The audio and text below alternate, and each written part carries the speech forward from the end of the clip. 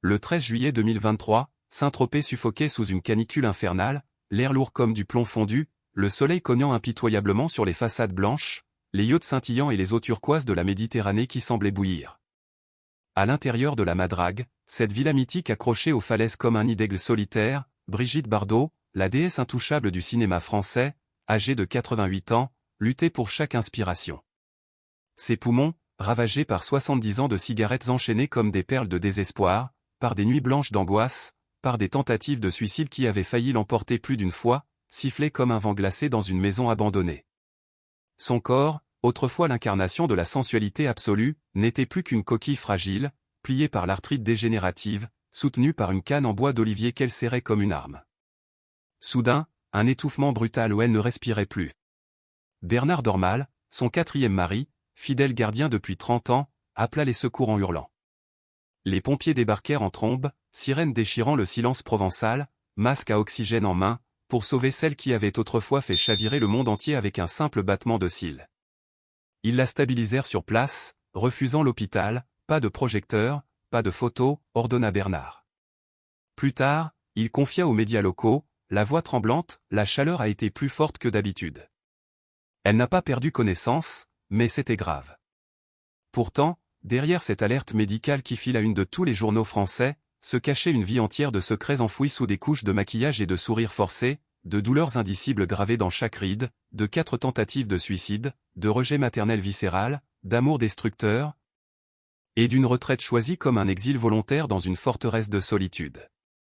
Brigitte Bardot n'était pas seulement l'icône qui avait inventé le bikini, libéré la sexualité féminine des chaînes puritaines, transformé Saint-Tropez en mythe vivant et inspiré des générations de femmes à oser être elles-mêmes, elle était une femme brisée dès l'enfance. Une enfant blessée qui avait fui la gloire comme on fuit un incendie dévorant, pour se réfugier auprès des animaux, seule avec ses fantômes, dans une villa où même le vent semblait murmurer son nom. Bienvenue dans Mémoire des célébrités, la chaîne où les légendes ne meurent jamais, où elles renaissent en gloire, plus vraies, plus humaines, plus indestructibles que jamais, même quand elles choisissent l'ombre. Si ces histoires de stars qui ont tout eu, tout perdu, tout sacrifié et tout reconquis dans le silence te font vibrer jusqu'au plus profond de l'âme, like dès maintenant comme si ta vie en dépendait, abonne-toi avec la cloche pour ne jamais rater une seconde de vérité brute, sans filtre. Et partage avec ceux qui méritent de connaître la face cachée des icônes, ceux qui pleurent encore en revoyant Et Dieu créa la femme ou en entendant la Madrague de Brassens. Paris, 28 septembre 1934, dans un appartement bourgeois de cette chambre du 16e arrondissement, n'était qu'un palais de glace émotionnelle pour la petite Brigitte Anne-Marie Bardot, née sous le signe de la Balance, déjà condamnée à chercher l'équilibre dans un monde qui basculait.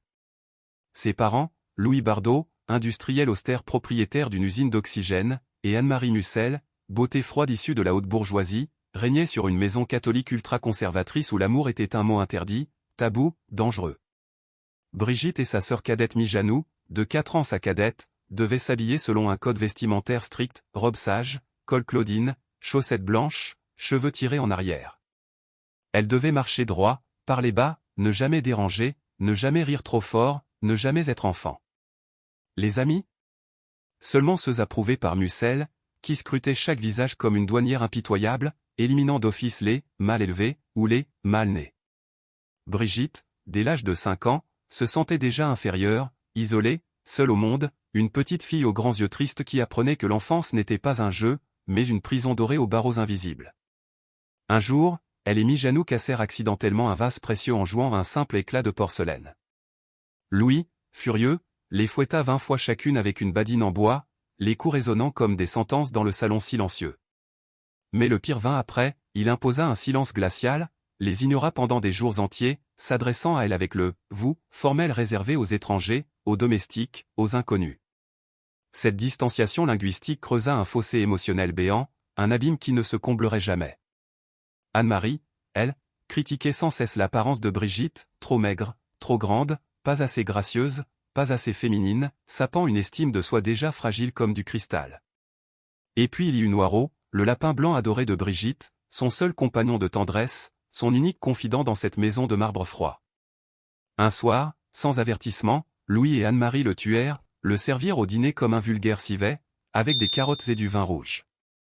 Brigitte, horrifiée, fixa son assiette, les larmes coulant en silence sur ses joues, jurant intérieurement qu'un jour elle défendrait tous les animaux contre la cruauté humaine, qu'elle vengerait Noiraud, qu'elle transformerait sa douleur en bouclier pour les innocents. Ce traumatisme planta la graine de sa future militance acharnée, une graine qui germerait des décennies plus tard dans le feu de sa retraite. À 7 ans, Brigitte commença la danse classique, sa passion dévorante. Ses parents, voyant en elle une future bourgeoise accomplie, l'inscrivirent dans les meilleures écoles.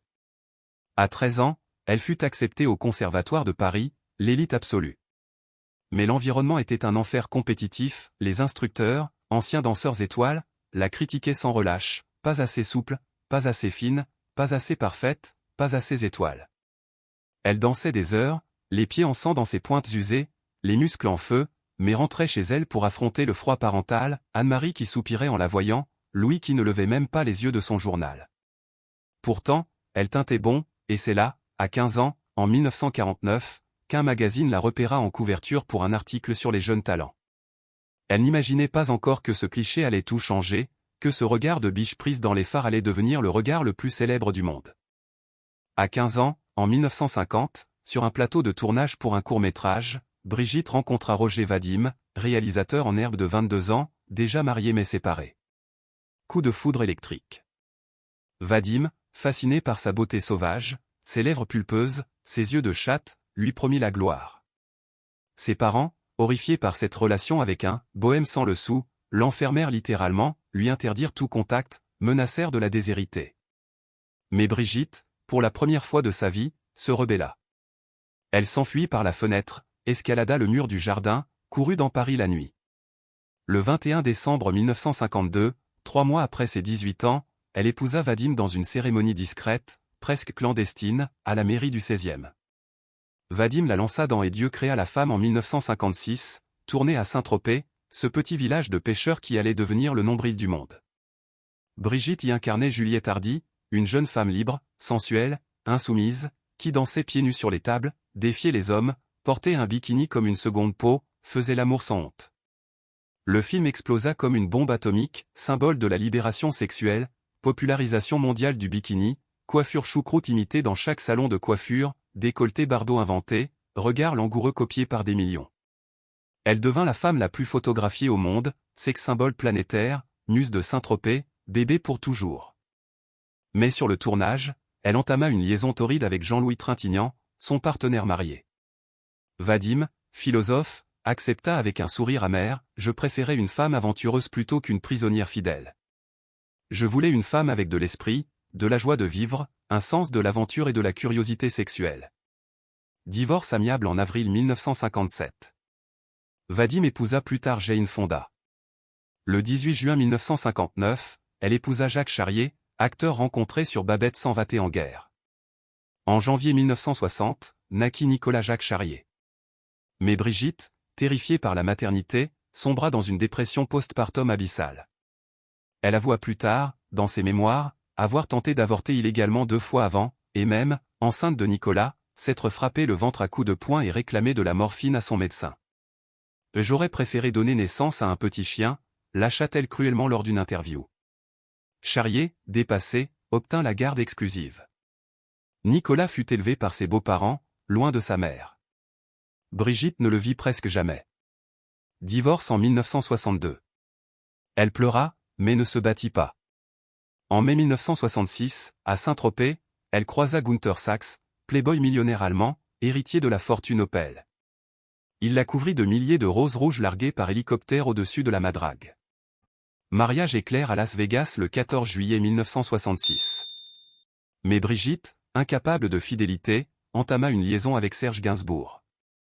Il lui écrivit « Je t'aime », moi non plus au enregistrement torride dans un studio parisien, gémissement réel capturé sur bande, intégré à la chanson. Sachs découvrit la bande, furieux. Divorce en octobre 1969. Gainsbourg réenregistra avec Jane Birkin, le morceau devint numéro 1 mondial en 1969.